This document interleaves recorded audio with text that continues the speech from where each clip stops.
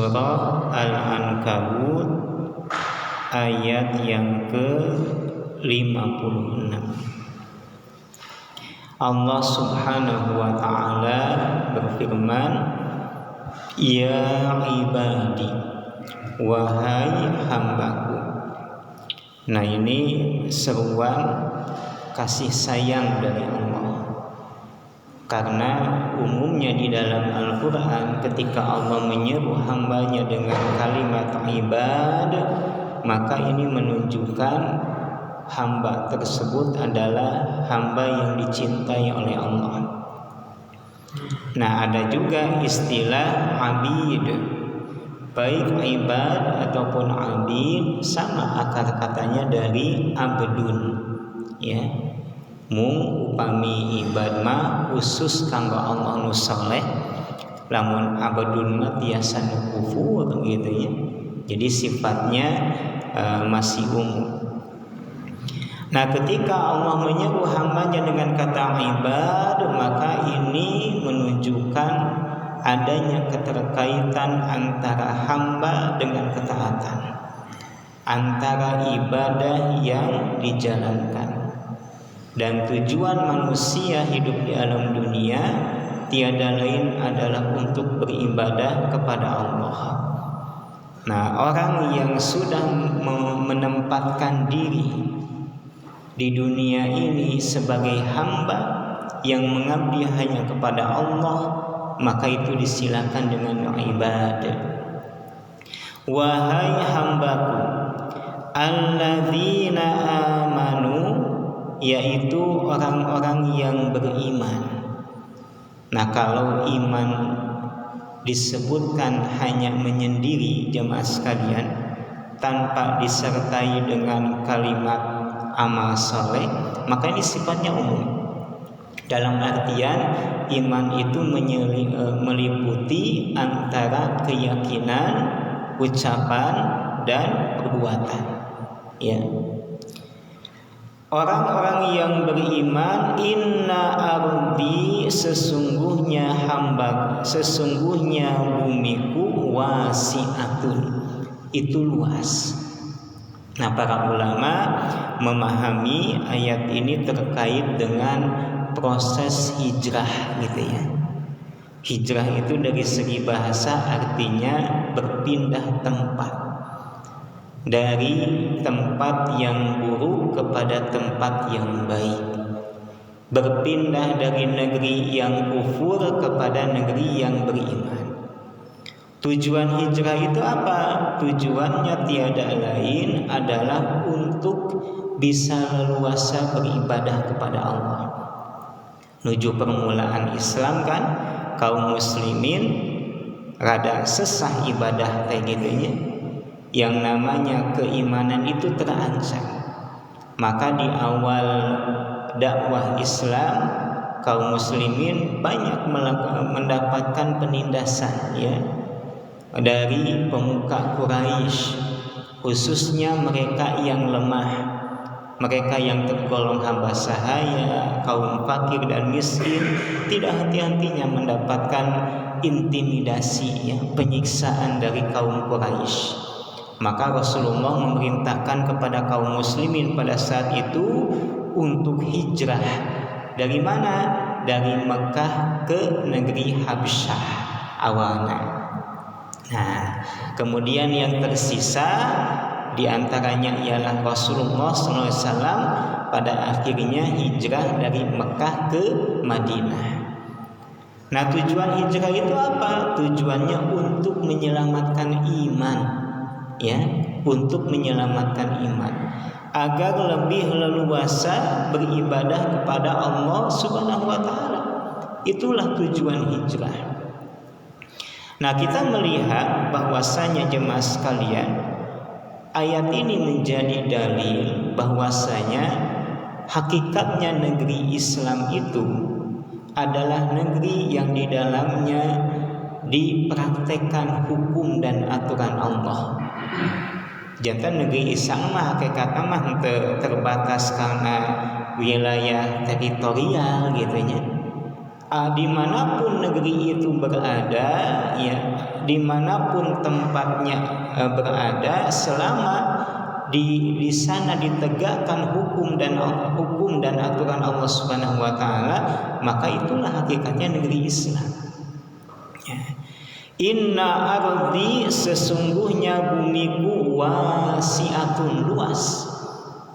Fa iyaya fa'budun, maka hanya kepada pula hendaknya kalian beribadah.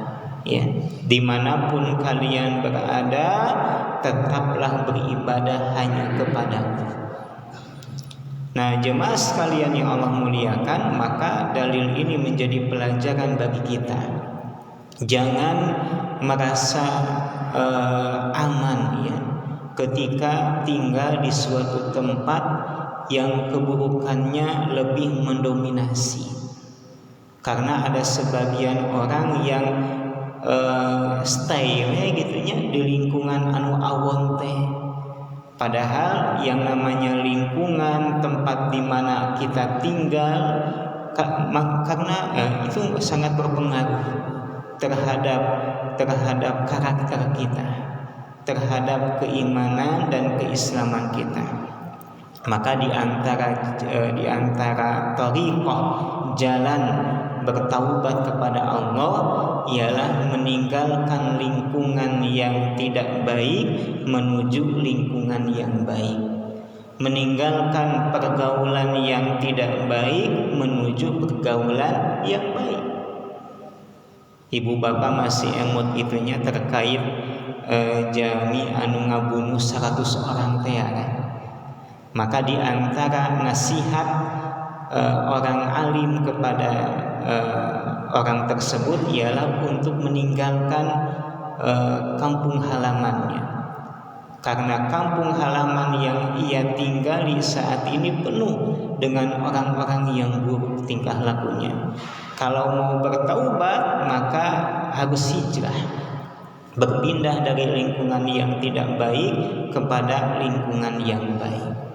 Sareng tong hariwa, ya, kadang orang yang mau hijrah itu banyak kekhawatiran. Di antaranya terkait dengan kasab usaha. Kumaha lamun pindah ka ditu gitunya, naon usahana, apa yang harus dilakukan. Allah Subhanahu wa taala berfirman, inna ardi wasi'ah, bumiku sangat luas, kata Allah. Fa iyaya fa'buduni, maka hanya kepadakulah kalian beribadah. Dan selama seorang hamba beribadah kepada Allah Subhanahu wa taala, selama itu kebutuhannya akan dicukupi oleh Allah.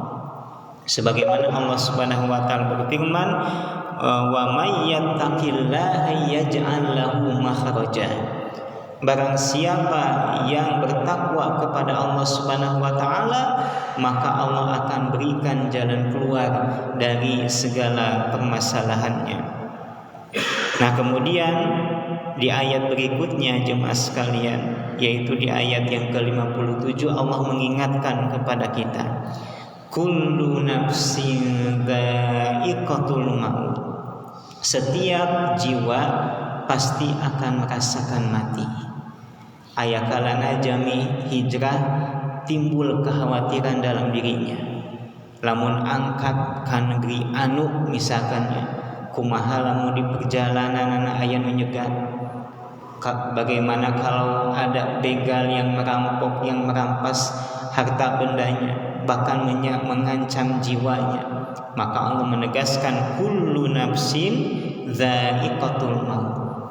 Rek hijrah atanapi henteu, rek jihad atanapi henteu, nu ngaranna maut mah bakal datang. La yastakhiruna sa'atan wa la yastaqdimun. Tidak bisa dipundurkan dan tidak bisa diakhirkan, ya. Setiap jiwa pasti akan merasakan mati. Nah, ada sebagian ulama memahami nafsun di sini ini terdiri dari ruh dan jasad. Jantan nalika orang maut teh Pak bakal ngaraoskeun sakitnya kematian seperti apa. Setiap makhluk pasti akan merasakan sakitnya sakaratul maut. Biasana kadarna berbeda-beda, ya, antara anak kecil dengan yang dewasa, antara toli dengan yang toli, antara yang beriman dengan yang kufur. Kadar sakitnya sakaratul maut itu berbeda-beda, ya. Dzaiqatul maut, akan merasakan mati. Tsumma ilaina turja'un, kemudian hanya kepada kamilah kalian dikembalikan. Pada akhirnya kita akan kembali kepada pencipta kita, yaitu Allah Subhanahu wa taala. Untuk apa? Untuk dimintai pertanggungjawaban atas segala apa yang kita lakukan, ya. Kemudian di ayat berikutnya Allah berfirman, walladzina amanu wa amilus sholihat, dan orang-orang yang beriman serta melakukan amal soleh. Nah, lamun di hiji tempat kata iman dan amal soleh digabungkan, maka makna iman dalam ayat ini ialah keyakinan. Karena iman itu dari segi bahasa ialah tasdiqun bil qalbi, keyakinan yang ada di dalam hati, membenarkan dengan hati. Wa amilus sholihati, dan beramal soleh. Nah, sering kita sampaikan bahwasanya iman dan amal soleh itu senantiasa bersandingan di dalam Al-Quran. Kenapa? Di antara faidahnya, karena amal soleh itu hanya akan berpahala kalau landasannya iman. Matakna ari nu kufur mah gitunya sakumaha seueurna kasayan dipidamel nilainya 0, lantaran mereka beramal tanpa landasan iman. Kemudian faidah yang kedua, jemaah sekalian, kenapa iman dan amal soleh bersandingan di dalam Al-Quran? Karena amal soleh itu perwujudan dari iman. Jadi keimanan yang dituntut oleh Allah dan Rasulnya bukan hanya keyakinan, tapi kedah dibuktoskeun gitunya. Harus dibuktikan keimanan itu baik dengan lisan ataupun dengan perbuatan. Wa amilus sholihati, dan beramal soleh. Lanubawwi annahu minal jannah. Nah, bagi mereka yang beriman dan beramal soleh, kata Allah, sungguh kami akan menempatkan mereka di surga. Ya, kami akan menempatkan mereka di surga. Di mana di dalam surga digambarkan dalam ayat ini ghurafan, ada kamar-kamar. Ya, ada kamar-kamar, ada tempat tinggal, ya. Tajri min tahtihal anhar, yang mengalir di bawahnya sungai-sungai. Jadi di surga itu ada fasilitas yang sangat mewah. Di antaranya ialah adanya kamar-kamar. Ya, digambarkan dalam hadis yang sahih, kamar di surga itu transparan, Pak. Jadi orang yang di luar bisa lihat ke dalam, yang di dalam bisa lihat keluar, ya. Bahkan kamar di surga itu ada tingkatan-tingkatannya, tergantung amal kebaikan yang mereka lakukan. Bahkan di dalam surga itu sendiri ada 100 tingkatan. Masing-masing tingkatannya itu jaraknya seperti hanya langit dan bumi. Jantan misalkan Bapak gitunya, aya tingkatan anu kahiji, teras anu sanes aya tingkatan anu kadua. Tah kanggo tiasa ningali kana tingkatan anu kadua teh sapertos urang ningali ka bintang, Pak. Ninggal bintang di langit. Ninggal bintang di langit. Wah, paanan itu ya tingkatan katilu cenanya. Ninggal teh kos ieu we kos bintang tika jauhan gitu. Tebih jarakna. Tebih jarakna. Tergantung amal kebaikan yang kita lakukan. Bukan hanya kamar-kamar yang disediakan, tajri min tahtihal anhar. Di surga juga ada sungai-sungai. Dijelaskan dalam ayat yang lain, sungai tersebut ialah sungai susu, kemudian madu, lalu khamar, ya. Khamar itu kalau di dunia ya diartikan dengan minuman keras ya, hukumnya haram. Sedangkan di surga khamar itu halal dan tidak memabukkan. Mata kelamun orang hoyong ngaleut khamar di surga, jangan berani-berani meminum khamar di dunia. Barang siapa yang minum khamar di dunia, maka dia tidak akan punya kesempatan untuk minum khamar di surga, ya. Tajri min tahtihal anhar khalidina fiha, mereka kekal di dalamnya. Jadi orang yang sudah masuk surga tidak akan keluar selama-lamanya. Mereka akan menikmati fasilitas mewah abadi, kenikmatannya abadi. Mereka akan makan dan minum sepuasnya, bergaul dengan pasangan sepuasnya, tanpa ada batas, tanpa ada batasan, ya. Kemudian di ayat berikutnya, jemaah sekalian, Allah berfirman, ni'ma ajrul amilin. Yang namanya surga itu adalah sebaik-baik pahala bagi mereka yang beramal. Nah, kalau kita lihat jemaah sekalian, ayat yang ke-58 ini berbeda jelas gitu ya dengan ayat yang ke-55. Terkait dengan orang kafir yang masuk ke dalam neraka, Allah menggunakan bentuk fi'il amar, yaitu kata kerja perintah, ya. Dzuqu ma kuntum ta'malun, rasakeun ya apa yang telah kalian lakukan. Tapi ketika menceritakan orang yang beriman, Allah menggunakan kalimat khobar, berita, ya, di mana Allah berfirman ni'ma ajrul amilin. Nah, ini bentuk dari kasih sayang Allah kepada hamba-hambanya yang salih. Jadi dalam penyambutan gitu ya, menerangkan tentang ganjaran itu menggunakan redaksi yang berbeda. Seperti hanya kalau misalkan ada pelaku tindakan kriminal ketika dimasukkan ke dalam bui, cik umumna Pak ngangge bahasa nu lemah lembut atau nepi nu tegas. Nu tegas lah, asup kan gitu. Bentanhana lamun Bapak misalkan diulang ku Bapak Prabowo ya ke istana negara, kemudian disuruh masuk, cik kumaha bahasana, pasti dengan lemah lembut, silakan masuk.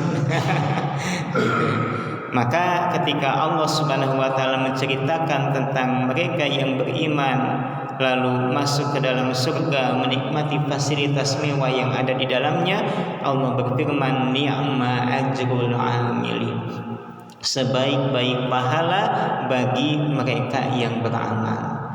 Nah, ajrun itu dari segi bahasa artinya ialah upah gitu ya. Upah itu apa? Upah itu pemberian kepada seseorang karena dia sudah bekerja. Dan upah itu suatu kemestian. Betul kan Pak? Suatu kemestian. Maka seakan-akan Allah Subhanahu wa taala sedang menepati janjinya. Ketika ada hambanya yang beriman dan beramal soleh, maka pastilah dia akan mendapatkan haknya. Seperti hanya seorang pekerja yang akan menerima upah dari majikannya. Innallaha la yukhliful mi'ad. Allah tidak akan menyelisihi janjinya. Nah, ayat ini juga menjadi bantahan bagi kelompok Jabariyah. Saha kelompok Jabariyah teh gitu. Kelompok Jabariyah itu adalah kelompok yang mengatakan bahwa manusia itu tidak ada kuasa untuk mengatur amal kecuali atas takdir dari Allah Subhanahu wa taala. Itu kelompok Jabariyah, ya. Jadi dipaksa jalmi teh gitunya tegaduh pilihan. Padahal Allah Subhanahu wa taala memberikan kuasa kepada manusia untuk menentukan pilihan dalam hidup ini. Apakah mereka mau beramal atau tidak? Apakah mereka mau beriman atau tidak? Tapi masing-masing pilihan tentunya ada konsekuensi tersendiri, ya. Barang siapa yang beriman dan beramal soleh, maka balasannya surga. Dan barang siapa yang kufur atau melakukan dosa, maka mereka diancam masuk neraka. Ni'ma ajrul amilin. Nah, kemudian di ayat yang ke-59 Allah menggambarkan terkait dengan ciri mereka yang layak untuk masuk ke dalam surga. Alladzina sabaru, yaitu mereka yang bersabar. Nah, sabar itu dari segi bahasa artinya ialah al-habsu, menahan diri. Menahan diri dari apa? Dari ucapan dan perbuatan yang tidak diridhoi oleh Allah Subhanahu wa taala. Dan kesabaran itu bagi orang yang beriman merupakan modal untuk mendapatkan kebahagiaan dalam hidup. Karena sebagaimana kita ketahui bahwasanya manusia saat mereka hidup di alam dunia tidak akan henti-hentinya mendapatkan ujian, ya, musibah. Mereka akan merasakan bencana yang menimpa harta bendanya, entah itu keluarganya. Maka semua yang telah Allah tetapkan itu hanya bisa dihadapi dengan kesabaran, ya, hanya bisa dihadapi dengan kesabaran. Dan kesabaran itu jemaah sekalian tidak ada batasnya. Makin kita bersabar, makin besar pahala yang Allah janjikan. Allah Subhanahu wa taala berfirman, "Ya ayyuhalladzina amanu sabiru wasabiru warabitu." Wahai orang-orang yang beriman, bersabarlah kalian dan kuatkan kesabaran kalian. Nah, kemudian di ayat ini selain bersabar ada juga, ya, perintah dari Allah supaya bertawakal. Alladzina sabaru wa ala rabbihim yatawakkalun, hanya kepada Rabb mereka bertawakal. Nah, ada sebagian ulama jemaah sekalian mengatakan orang itu sebenarnya tidak akan mendapatkan pahala kalau hanya sebatas sabar, dalam artian menahan diri. Contoh misalkan nalika kenging musibah nahan gitunya supados teu aral. Nah, ternyata tidak cukup hanya sekedar sabar seperti itu. Di samping kesabaran yang ada dalam hati, mereka pun harus bertawakal kepada Allah. Jadi mengharapkan ganjaran di sisi Allah, bersandar hanya kepada Allah. Oleh karenanya, kalau kita melihat orang-orang yang benar, ya, kesabarannya itu sebenarnya di dalamnya itu ada gabungan antara menahan diri dari perkara yang dilarang dan pengharapan kepada Allah Subhanahu wa taala. Oleh karenanya di antara doa yang diajarkan oleh Nabi kita saat mendapatkan musibah ada dalam kitab Riyadhus Shalihin, ya. Allahumma ajirni fi musibati wa akhlif li khairan minha. Ya Allah, berilah aku pahala dari musibah yang menimpaku ini dan gantilah dengan yang lebih baik.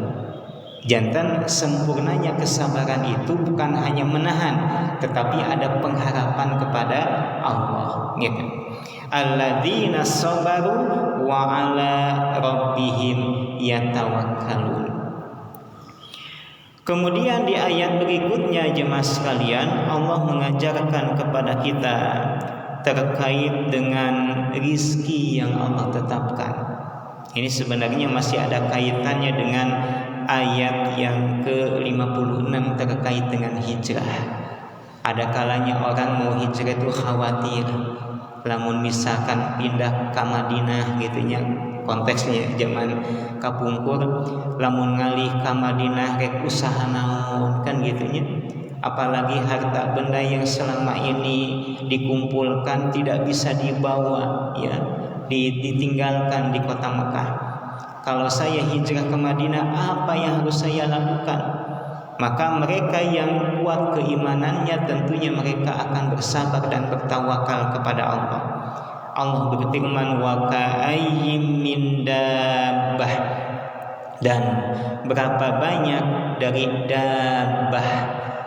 Dabah itu dari segi bahasa awalnya ialah ditujukan kepada binatang yang berkaki 4. Itu dabah. Seiring berkembangnya makna dari bahasa, maka dabah ini biasanya diartikan dengan setiap makhluk yang berjalan di muka bumi. Termasuk hanya manusia. Maka manusia juga bagian dari dabah.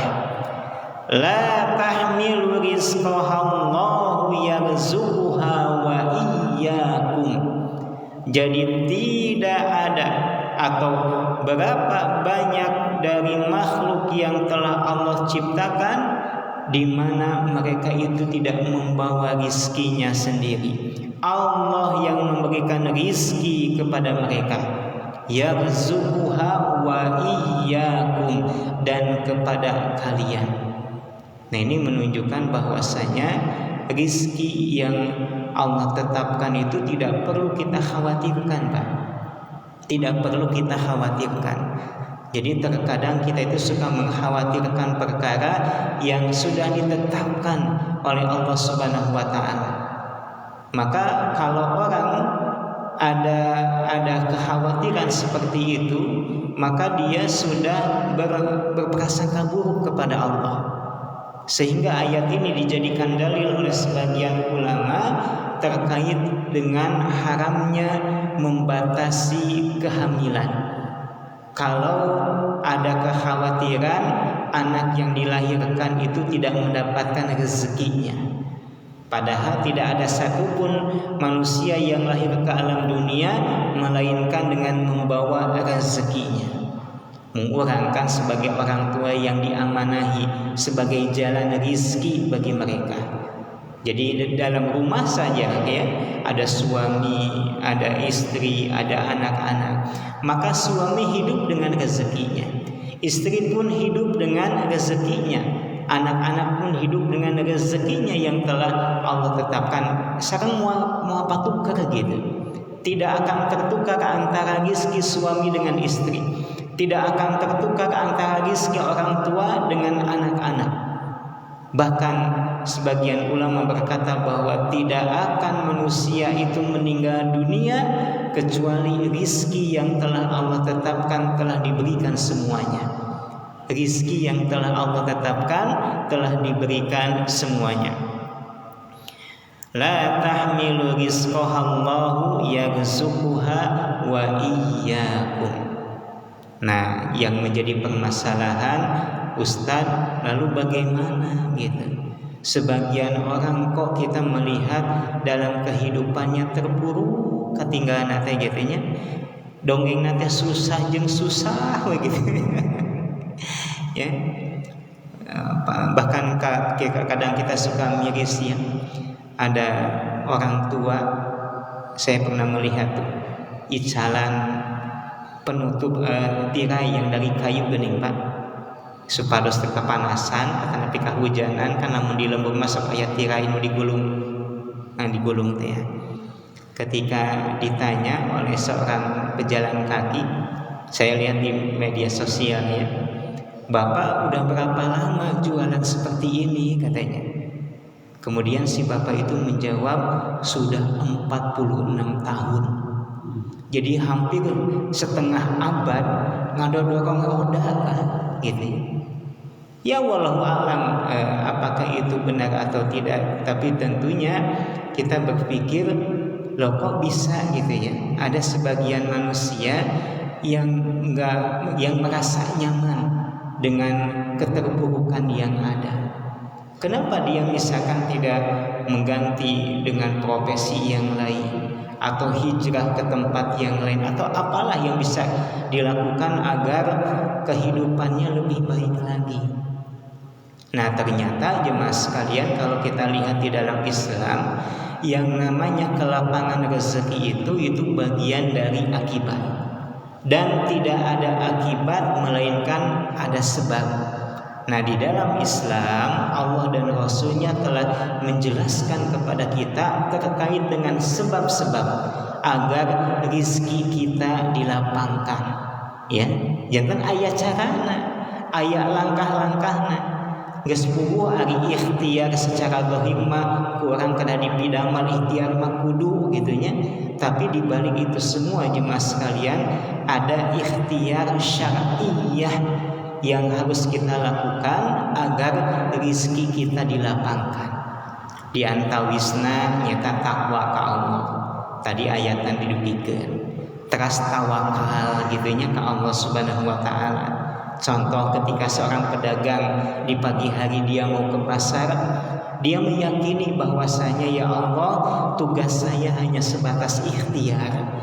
Adapun mengenai keuntungan besar dan kecilnya itu diserahkan kepada Allah Subhanahu wa taala. Sehingga taruhlah ketika seorang pedagang dia tidak mendapati satu pembeli pun di pasar, dia yakin bahwa usahanya tidak sia-sia. Ikhtiarnya tidak ada yang sia-sia. Setiap usaha yang dilakukan oleh manusia, apalagi tujuannya untuk mempertahankan kehormatan dirinya, semuanya akan diganjar oleh Allah Subhanahu wa taala. Oleh karenanya, sebenarnya kalau kita mau mengaji gitu ya, bisa kita itu untuk mendapatkan kelapangan rezeki ya, asalkan kita benar-benar paham terkait dengan hal itu dan mau mengamalkannya. Nah, di antaranya agar kita dilapangkan rezeki, memperbanyak silaturahmi ya. Kemudian rajin duduk di majelis ilmu. Ternyata jemaah sekalian, ngaji seperti ini bagian dari jalan pembuka rezeki. Bagian dari jalan pembuka rezeki. Bukan Nabi sallallahu alaihi wasallam bersabda, "Man salaka tariqan yaltamisu fihi ilman, sahalallahu tariqan ilal jannah." Barang siapa yang menempuh perjalanan bapak di bumi ka masjid ngalengkahkeun sampean kanggo naon? Kanggo tolabuna ilmi, maka Allah akan mudahkan baginya jalan-jalan menuju surga. Jalan menuju surga saja sudah dimudahkan oleh Allah Subhanahu wa taala, apalagi jalan kemudahan dalam kehidupan dunia. Cobi Pak, surga jeung dunia nilaina ageung mana? Ageung surga. Kanggo nu ngangos jalan ka surga dimudahkeun, kemudian jalan kehidupan yang ada di alam dunia. Kemudahan yang ada di alam dunia. Ya. Ustaz kan nu ngaranna ngaos teh priyogi modal teu kudu. Kan kedah aya kitab anu digale mangga ari rezekina langkung mah dipeser buku teh gitu nya. Tapi tong hariwang saur para ulama syiraul kutub turithul gina. Sampai ada ungkapan seperti itu. Yang namanya beli kitab itu bisa mewariskan kekayaan. Coba kita lihat Pak, para ulama yang cinta dengan ilmu. Kalau kita singgah atau datang ke rumahnya, itu boleh jadi kitab yang mereka kumpulkan itu lebih banyak ketimbang perabotan yang ada. Bahkan saya mendapati ada seorang ustadz gitu ya, di kamarnya itu numpuk kitab-kitab tuh Pak. Jadi bukan hanya ada di lemari, di meja, bawalah tak kitab tuh. Bahkan sakatinggal hese gerakna. Ya, saking ku cinta ilmu ya, saking ku cinta ilmu. Nah, banyak langkah-langkah agar rezeki kita dilapangkan oleh Allah ya, di antaranya dengan memperbanyak zikir ya, dengan memperbanyak tilawatul Quran. Ini bagian dari sebab untuk mendapatkan rezeki yang lapang. Wa huwas samiul alim, dan dia Allah Subhanahu wa taala Maha mendengar lagi Maha mengetahui. Allah Maha mendengar atas ucapan hamba-hambanya. Kemudian Allah Maha mengetahui atas perbuatan hamba-hambanya. Tidak ada satupun yang luput dari pendengaran serta pengetahuan Allah Subhanahu wa taala. Kemudian di ayat yang ke-61 surah Al-Ankabut, Allah Subhanahu wa taala berfirman, wala in sa'altahum, dan jika kamu bertanya kepada mereka, Yaitu kepada siapa? Kepada kaum musyrikin. Man khalaqas samawati wal arda, siapa yang menciptakan langit dan bumi. Wa sakhara syamsa wal qamar, dan menundukkan matahari serta bulan. Maka niscaya kaum musyrikin akan menjawab, la yaqulunna Allah, Allah yang menciptakan semua itu. Nah, ayat ini menjadi dalil bagi kita bahwasanya kaum musyrikin itu, Pak, terkait dengan tauhid rububiyahnya itu enggak masalah. Tauhid rububiyah itu artinya ialah meyakini bahwa alam semesta itu ada yang menciptakannya, yaitu Allah. Meyakini bahwasanya alam semesta itu ada yang mengaturnya, ada yang menciptakan, ada yang menghidupkan, ada yang mematikan. Terkait dengan tauhid rububiyah ini enggak jadi masalah. Toh fitrah mereka itu mengakui. Kalau ditanya siapa yang menciptakan langit dan bumi, mereka akan menjawab Allah. Yang menjadi permasalahan itu ialah bukan tauhid rububiyahnya, tapi terkait dengan tauhid uluhiyahnya. Dan inilah tujuan utama Allah mengutus para nabi dan rasul. Para nabi dan rasul itu kalau dikumpulkan semuanya ada 124.000. Kemudian ada 313 yang masuk ke dalam kategori rasul. Bahkan ada para nabi dan rasul yang namanya diabadikan di dalam Quran yang kurang lebih ada 25. Ya, nah semuanya jemaah sekalian Allah utus di tengah umat manusia bukan untuk membenahi tauhid rububiyah, tetapi untuk membenahi tauhid uluhiyah. Karena mereka sudah menyimpang terkait dengan peribadatan. Yang harusnya menyembah Allah, ini malah menyembah berhala. Ada sebagian manusia menyembah benda-benda langit seperti hanya bintang, matahari. Ada yang menyembah api seperti hanya kaum Majusi, ya. Ada yang menyembah manusia seperti hanya di zaman Fir'aun, ya.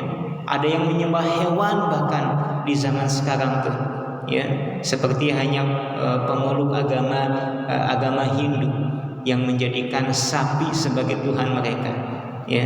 Kotorannya tuh dianggap berkah. Kotorannya tuh dianggap berkah.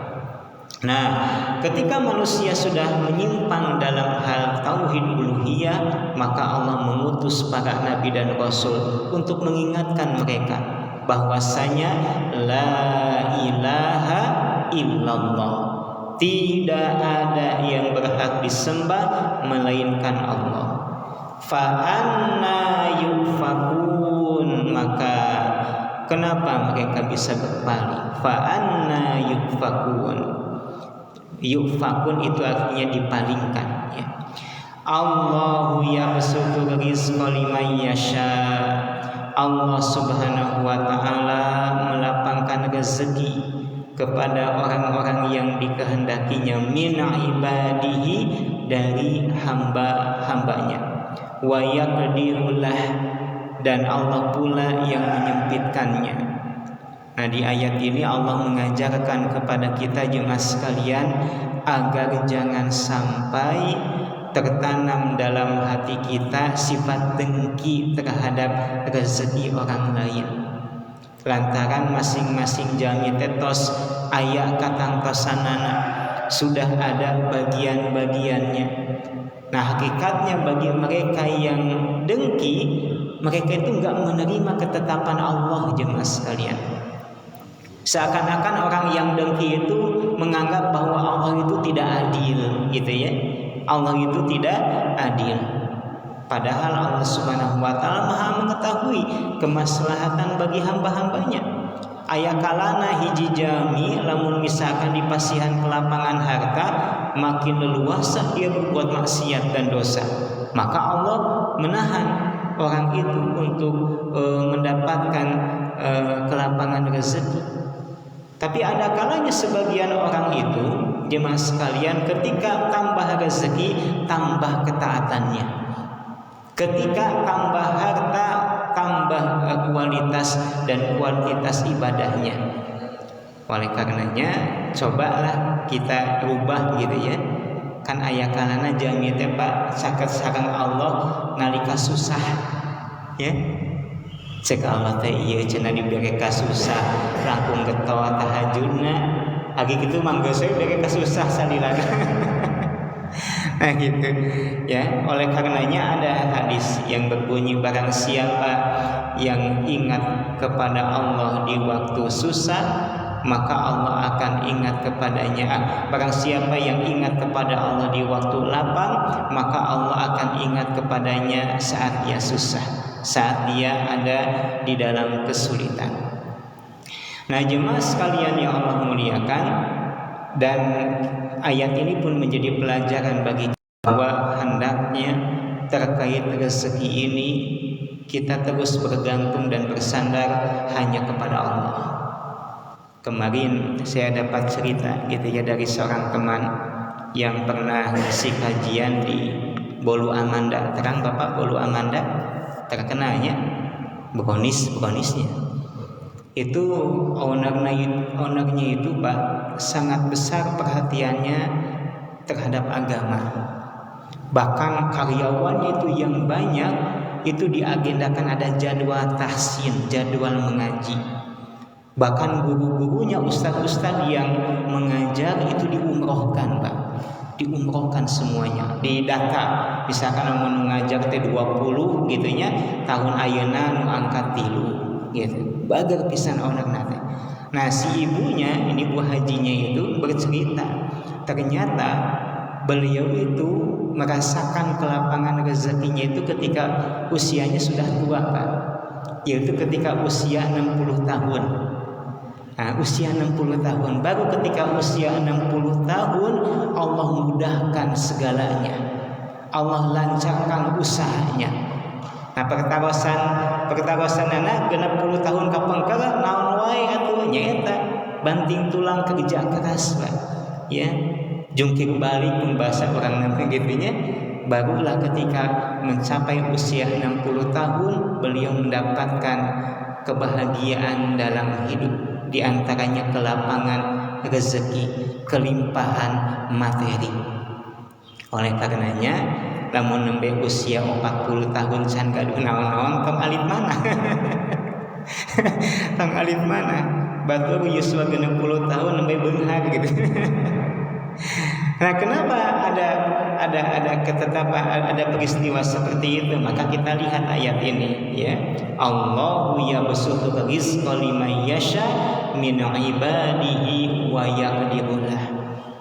Yang menjadi pelajaran besar bagi kita ialah bagaimana caranya agar rizki yang Allah berikan kita gunakan untuk ketaatan. Nah, ketika rizki digunakan dalam rangka ibadah kepada Allah Subhanahu wa taala, maka itu adalah bentuk dari kesyukuran. Dan ketika orang bersyukur kepada Allah, maka rizki yang ada akan ditambah. Eta kan rumus namanya banyak. Itu rumusannya kayak gitu. Sebagaimana Allah Subhanahu wa taala berfirman, la in syakartum la azidannakum wa la in kafartum inna adzabi lasyadid. Nah, kalau ayat ini diamalkan, benar-benar diamalkan, maka dipastikan rezeki manusia itu makin hari makin bertambah. Ya, contoh hari ini kita bisa makan sepiring nasi.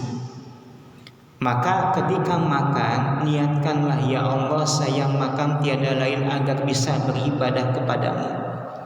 Da nuju kalaparan mah gitunya, salat oge moal khusyuk leresmanya. Ngaji oge moal tiasa lantaran perut keroncongan, ya. Mata kelamun misalkan bapak mun enjing pangaosan teh gitunya bawa anak lapar wae, tong ngantosan ti DKM. Tuang heula sateasana, niatkan, ya Allah saya makan tujuannya apa? Agar kuat beribadah kepadamu. Nah, ketika niatannya seperti itu, rumusannya ayat yang tadi, maka rizki yang kita nikmati saat itu akan ditambah oleh Allah. baik ditambah dalam artian kualitasnya maupun kuantitasnya. Kualitas model kumaha ngajantankeun tuangan anu lebet kana patuangan urang jantan berkah. Makanan yang masuk ke dalam tubuh menjadikan badan sehat, kan gitu ya. Karena apalah artinya kekayaan yang banyak tapi bawaannya sakit-sakitan. Apalah artinya misalkan gaji tiap bulannya puluhan juta tapi tiap bulannya juga harus keluar puluhan juta untuk pengobatan. Teu aya hartosna ari kitu mah gitu ya. Nah, kemudian ada kalanya dilapangkan rezeki dalam hal kuantitas. Ada sebagian orang itu, masya Allah ya, Allah lapangkan rezekinya. Kalau dia mengeluarkan uang 1, 2, 3 miliar itu seakan-akan ciga jajan ka warung ya. Aya tuh bos rajut di Binong tuh, ya. Eta mah tiap aya warga anu bade ngical bumi diborong we ku ajeuna, Pak. Jadi seakan-akan wilayah itu menjadi daerah kekuasaannya. Tiap aya nu ngical bumi digaleh ku anjeunna. Tiap aya nu ngical bumi digaleh ku anjeunna. Bahkan kemarin ada jemaah yang menjual rumahnya harganya 3 miliar, Pak. Di Binong. 3 miliar langsung digaleh gitu ya, digaleh. Asa gampang gitu ya. Ya, sebagian orang jangankan mengeluarkan 3 miliar, Pak, mengeluarkan uang 3.000 juga susah. Kita ingat ayat ini. Allahu yabsutu rizqa liman yasha min ibadihi wa yaqdiru. Kemudian innallaha bikulli syai'in alim. Sesungguhnya Allah Subhanahu wa taala maha mengetahui atas segala sesuatu. Contoh nalika orang nuju peryogi mangga we curhatkeun ka Allah. Ya Allah, abdi teu nuju peryogi acis masih kana bingung ti mana milarianana. Mugia ku amal nu ku pribados dipidamal ieu janten wasilah turunnya rezeki, dimudahkannya segala urusan, mangga ngadoa ka Allah gitu ya. Karena Allah bikulli syai'in alim. Allah maha mengetahui atas segala sesuatu. Dan terkait dengan keajaiban rezeki ini benar-benar bisa kita saksikan dan kita rasakan dalam kehidupan sehari-hari, Pak. Ayah jami misalkannya kerja, dia sebagai pegawai negeri PNS lahnya, itu PNS itu Pak kan digaji seumur hidup. Tapi dikeresakeun tiap bulan teh seek wae gajina teh Pak. Asa teu kahartos gitu nya. Tapi aya jami gajinya tidak sebesar PNS pegawai negeri, tapi dikeresakeun tiap minggona teh tiasa ngajak jalan keluarga, jalan-jalan, tiasa ngajak keluarga jalan-jalan, tiasa naktir istri dan anak-anaknya untuk makan, asa bahagia gitu. Ini bagian dari keajaiban rezeki. Jadi yang namanya kebahagiaan itu bagi seorang muslim jangan diukur semata pada sedikit atau banyaknya harta. Ada kalanya orang yang hartanya kita pandang tidak banyak itu jauh lebih berbahagia ketimbang mereka yang di luar sana yang memiliki harta yang miliaran. Bahkan boleh jadi yang memiliki harta triliunan gitu ya. Karena kebahagiaan itu hakikatnya yang memberikan adalah Allah Subhanahu wa ta'ala. Kemudian wala in sa'altahum man nazzala minas sama. Ini masih terkait dengan tauhid rububiyah. Dan apabila mereka ditanya siapa yang menurunkan hujan dari langit, ma'an fa'ahya bihil arda, sehingga bumi ini menjadi hidup. Bumi yang kering, yang tandus saat hujan turun, maka jadilah tanahnya subur. Ketika tanah subur, maka akan tumbuhlah berbagai macam tanaman, sayuran, buah-buahan. Mimba di mautiha, yang sebelumnya bumi ini mati. Nah, kalau kaum musyrikin ditanya seperti ini, maka pastilah mereka akan menjawab la yaqulunallah, yang menurunkan hujan dari langit adalah Allah. Jadi sekali lagi tauhid rububiyah ini enggak masalah dalam keyakinan kaum musyrikin. Qulil hamdulillah, kul katakanlah olehmu alhamdulillah, segala puji bagi Allah. Nah, ini kalimat alhamdulillah ini Allah sertakan ketika Allah menjelaskan terkait dengan rezeki, ya. Maka di antara bentuk kesyukuran seorang hamba saat mendapatkan rezeki dari Allah, maka ucapkanlah hamdalah. Alhamdulillah, segala puji bagi Allah. Bal aktsaruhum la yaqilun, akan tetapi kebanyakan mereka la yaqilun, mereka tidak memahami. Nah, Imam Ibnu Katsir berkata, wa katsiran ma yuqarriru ta'ala maqamal ilahiyyah bil i'tiraf bi tauhidir rububiyyah wa qad kana al musyrikuuna ya'tarifuna bidzalik kama kanu yaquluna fi talbiyatihim labaika la syarika lak illa syarikan lak. Kata Ibnu Katsir, ya, kaum musyrikin tidak ada masalah tauhid rububiyah dalam hati mereka, dalam keyakinan mereka. Yang menjadi permasalahan itu terkait dengan tauhid uluhiyah. Contoh ketika mereka melaksanakan ibadah haji atau umrah, saat mereka membaca kalimat talbiyah, mereka berkata labaika la syarikalak illa syarikan huwalak.